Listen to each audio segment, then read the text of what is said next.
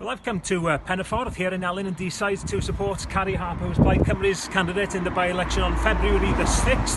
Dwi yma I gefnogi Carrie, a dwi'n gwybod bod Carrie yn ben cymproeg I gymunedau yma yn y Gogledd Ddwyrain. She is already a proven champion for communities here in the northeast of Wales. And you know Carrie as Plaid Cymru's spokesman on health, as the Shadow Cabinet Secretary for Health in the Assembly.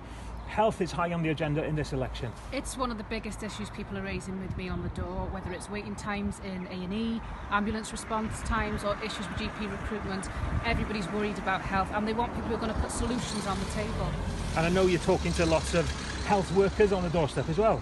Meeting lots of staff nurses who are feeling very demoralised, under pressure, and again they know that there are challenges, but the main thing coming back from them is that nobody's listening, and they want people who can come up with ideas to actually turn the tanker around and get us going in the right direction. Yeah.